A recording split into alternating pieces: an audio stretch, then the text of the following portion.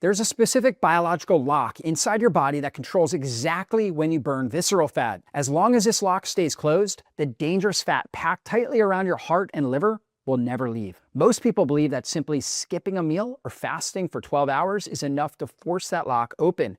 But in reality, the most popular fasting schedules you see online, they just jiggle the handle. They never keep your system in the exact state required to actually release those deep fat stores. I'm Dr. David Jockers. As a functional nutrition specialist, I see patients fasting for months with zero change to their waistline because they're using the wrong tool. Today, I'm ranking 5 fasting protocols from weakest to strongest based entirely on how effectively they burn visceral fat.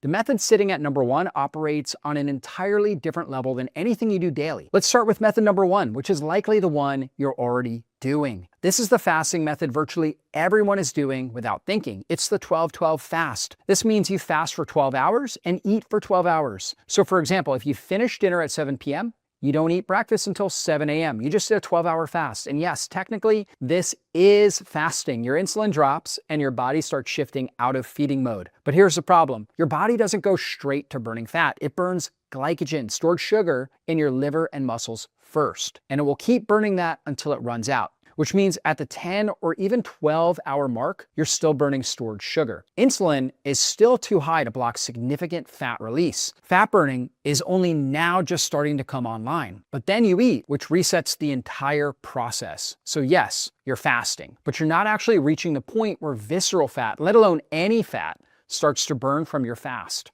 This leads to the next obvious question. What if you just go longer? What if you push past 12 hours and finally stay in that fat burning state? That's exactly what the next method, the 16-8 fast, is supposed to do. 16-8 fasting is where you fast for 16 hours and eat within an 8-hour window. For example, you stop eating at 8 p.m., skip breakfast, and eat from noon to 8 p.m. This is really popular. A lot of people are doing it. And to be clear, it works. Once you push into 14 to 16 hours, insulin is genuinely low and your body starts accessing stored fat. At the same time, most people naturally eat less, which drives real weight loss. For general fat loss and metabolic health, 16-8 fasting is a solid tool. It's also one of the most popular fasting methods. So why is it sitting near the bottom of this list? Because unfortunately, we're still not touching the dangerous visceral fat. In a 2025 randomized clinical trial published in Clinical Nutrition, researchers compared time-restricted eating, so 16-8 fasting, directly against a fasting method which we'll cover later. And the result was surprising. Time-restricted eating did not achieve significant visceral fat reduction compared to controls, meaning barely any visceral fat was burned during this fast. Now, why is that? Well, visceral fat doesn't just respond to fasting duration, it responds to how low insulin goes and how long it stays there. 16-8 creates a daily dip,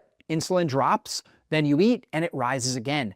It's the same cycle virtually every day. But unfortunately, that cycle never stays low long enough to fully unlock those deeper fat stores.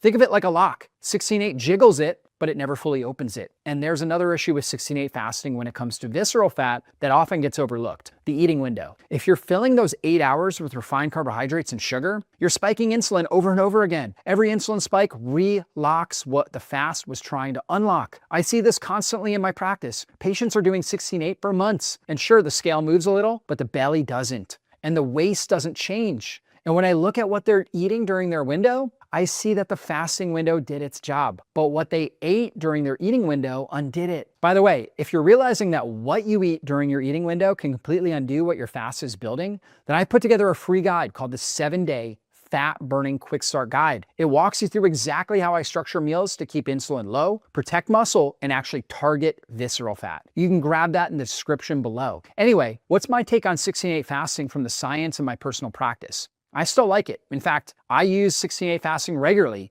It's a great tool for insulin sensitivity, metabolic flexibility, and digestive rest. But what it's not is a method that aggressively targets visceral fat, which raises the real question. What happens when you stop dipping in and out and instead stay in the low insulin state longer? That's where the next method changes the game. We're now leaving daily fasting territory and entering the realm of extended fasts, starting with the 5-2 fasting, which is not fasting for 5 hours and eating for 2 hours. That would obviously be a lot of eating. In a 5-2 fasting schedule, You eat normally for 5 days a week, and then for 2 non-consecutive days, like let's say Monday and Thursday, you drop your intake to around 500 to 600 calories. You can basically not eat at all or eat up to around 500 to 600 calories on those days. In other words, you fast less often, but you go deeper into each fast. And this is where things change. On those 2 low-calorie days, insulin not only dips, but it drops and stays low. And for the first time, you're holding the exact condition that visceral fat responds to. If you remember the insulin lock, in a 5-2 fasting schedule, the lock actually opens, and the difference is seen in the data. Research in animal models comparing the 5-2 fasting directly to the popular 16-8 fasting showed 5-2 fasting produced stronger reductions in waist circumference, body fat percentage, and insulin resistance markers. Even when direct visceral fat measurements vary, the direction is clear. Visceral fat is burning from this extended fasting schedule. But even this fasting method has a limit, because you're only creating the conditions to burn visceral fat, sustained low insulin, for 2 days out of 7. So the next question becomes, what happens when you try to fast like this every other day? Well, say hello to alternate day fasting, the second best fasting method for burning visceral fat. Alternate day fasting means you alternate between normal eating days and fasting days. On your fasting days, you either consume 0 calories or around 500 to 600 calories.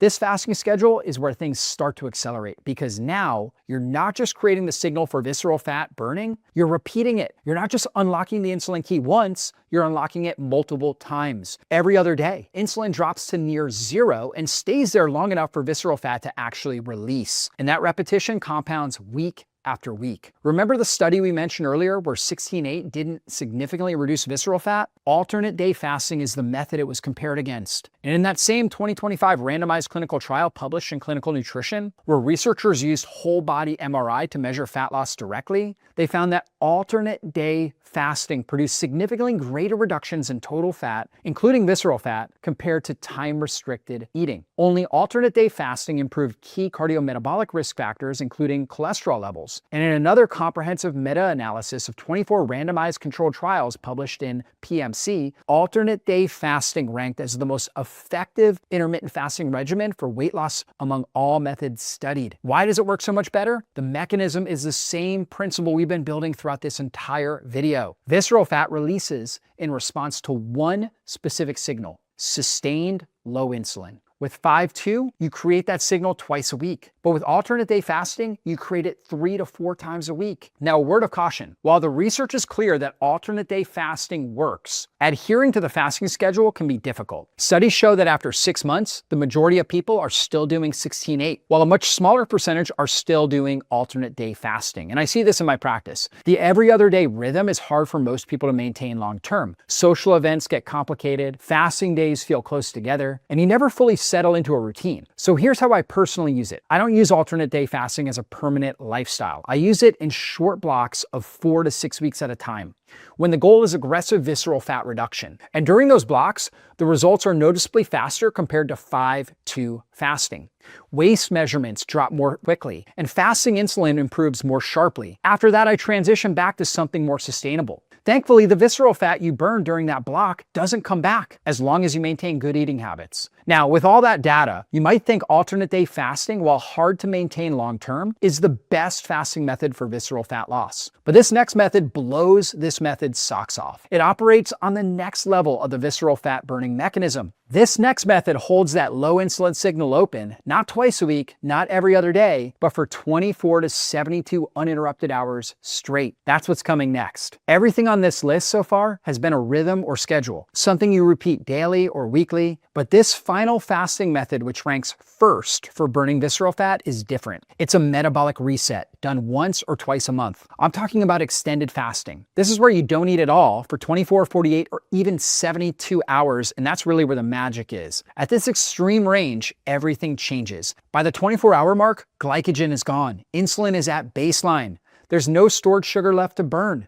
So fat is the only fuel available. And the fat your body reaches for first, it's visceral fat, because visceral fat is the most metabolically active. It's the most responsive to low insulin, and it's the easiest to mobilize under these extended fasting conditions. Now, back to the insulin lock analogy. Instead of opening the lock briefly, you're holding it open for hours, days, but it goes deeper than just insulin. By 48 hours, growth hormone rises significantly, up to 5-fold. This helps preserve muscle while fat is used for fuel. And by 72 hours, autophagy is fully active. This is your body's cellular cleanup system. It breaks down damaged cells, recycles dysfunctional proteins, and clears out debris that builds up over time. And while autophagy begins earlier in a fast, by 72 hours, it's running at a much higher level. And that's why extended fasting has been studied not just for fat loss, but for longevity, metabolic health, and even neuroprotection. But fasting at this level comes with a reality check. This is not a beginner method. It requires metabolic flexibility, which you build through the earlier methods we talked about on this list. And it requires proper preparation to do this right. Because when insulin drops this low, your body starts excreting electrolytes like sodium, potassium, and magnesium faster. And if you don't replace those, you'll feel fatigued, foggy, and crampy. And most people mistakenly think these symptoms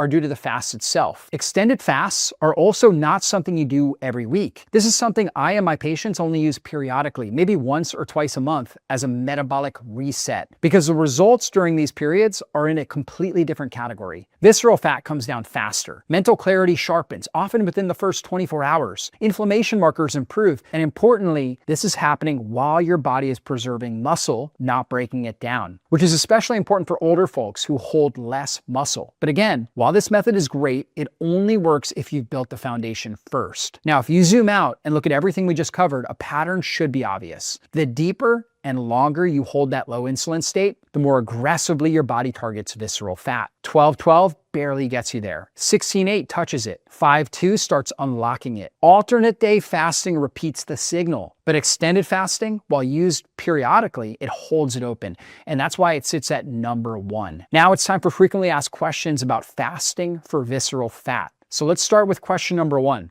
Which method should I start with? My advice is to start where you are. If you're not fasting at all, begin with 12-12 for 2 weeks. Just build the habit. Stop eating after dinner. Don't eat until morning. That's it. If you're already doing 12-12 comfortably, move to 16-8. Push breakfast back a few hours and stay there for 4 to 6 weeks. Once 16-8 feels easy, introduce 1 5-2 day per week. Just one. Give yourself 2 or 3 weeks before adding the second. Then stay at full 5-2 for at least 8 weeks before considering anything above it. Now, I know some of you folks are gung-ho about this, and you know who you are. Someone watches a video like this, gets excited about alternate day fasting or extended fasting, and jumps straight to a method 4 or 5. Then 2 weeks later, they're exhausted, irritable, and back to eating whatever's in front of them.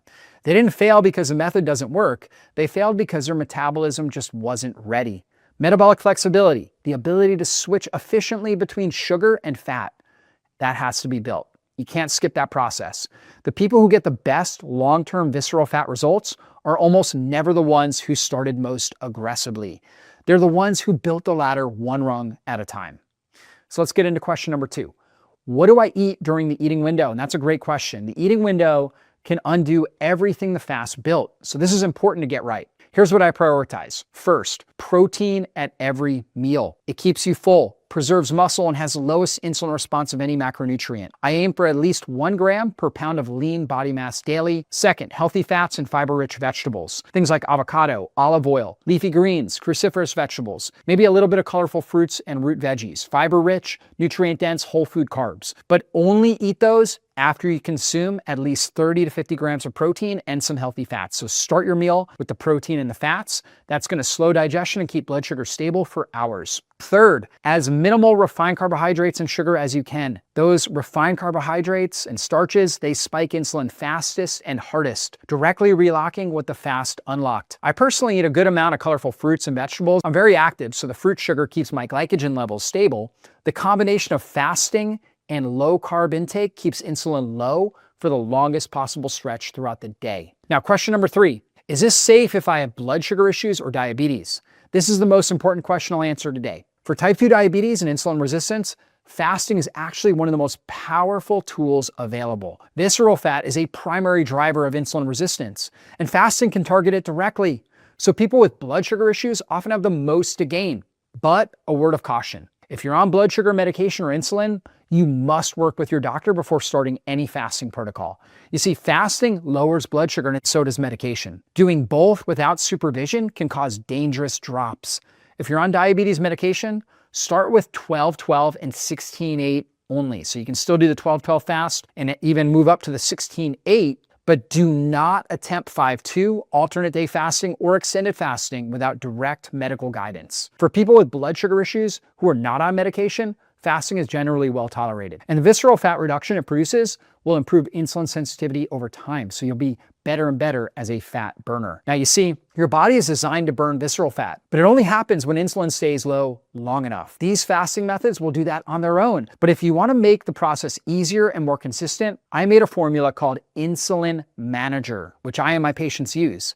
It's designed to support healthy blood sugar and help keep insulin under control, especially during your eating window. You'll find it linked below. And if you haven't already, subscribe. Drop a comment below telling me which method you're starting with, and share this with someone whose fasting isn't giving them the results they expected. As always, be blessed. We'll see you in a future video.